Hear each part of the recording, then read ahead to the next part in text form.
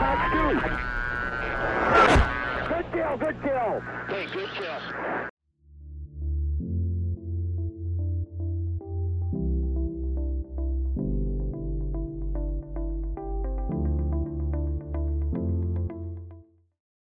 Hey guys, welcome back to another video. As many of you are aware, I purchased a brand new computer a few months ago. I don't know, it's probably like 3, 4, 5 months ago now. And basically it's got a 3080. Like I went all out on this thing, the best I could get at the time. And especially with the shortages and stuff like that, this was the best thing I could put together. And the intention was to create something that was not limited by hardware. Right? So I could get the best experience for just DCS, all flight sims, and also virtual reality. So basically this is what I came up with, and I'm pretty happy with the system. Once I got it, I obviously realized that my Oculus Rift S, a VR headset that I was very happy with at the time, and I continue to think it's a good product, at least for the price range and the time that it came out, but it was starting to bottleneck my VR experience. So basically I had this computer that could run some of the best graphics I'd ever seen, but also this VR headset that wasn't able to, you know, match that resolution or basically anything in the same ballpark as what the computer was capable of putting out. So thereby creating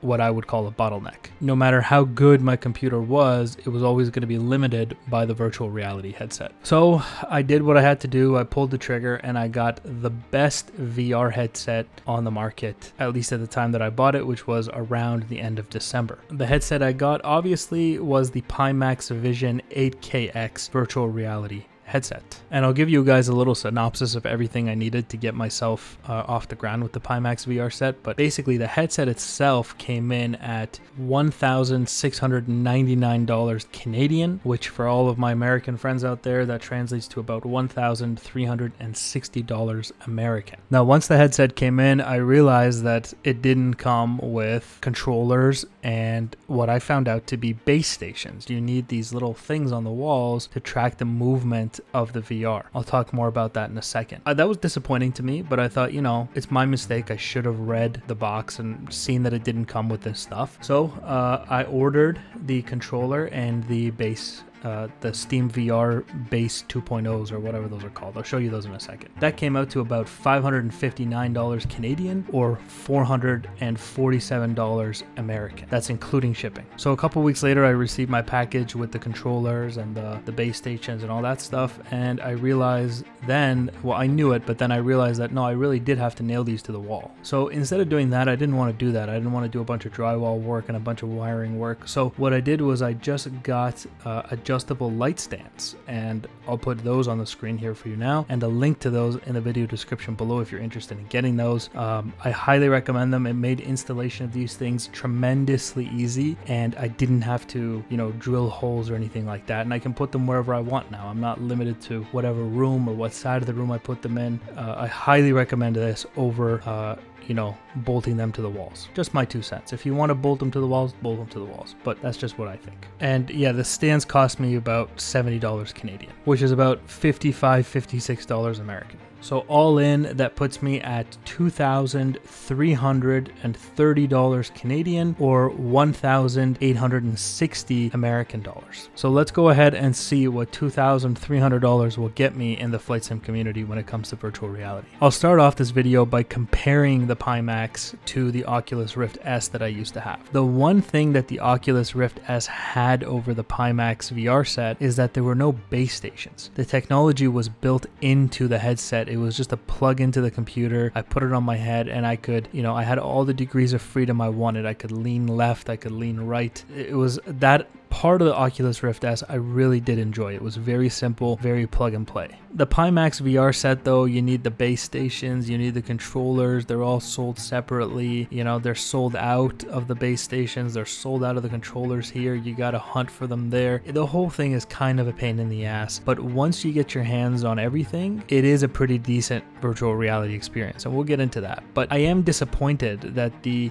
don't have the same degrees of freedom technology built into the headset. The fact that I needed base stations at all was disappointing to me, especially at the price range that I paid. Maybe 3 times as expensive as the Oculus Rift S. Now that being said, in comparison to the Rift S, that's the only negative thing I can say about the Pimax. Other than that, it's been amazing. One of the major issues with the Oculus Rift S was its very limited field of view. Around the sides of your vision, you could literally see the black part of the VR set. So you almost gave you a feeling of tunnel vision when you had the Oculus Rift S on. The Pimax, with its increased field of view, there is no way that you are getting that feeling. And one of the big questions that's a follow-up to the field of view question is what's going on around the edges?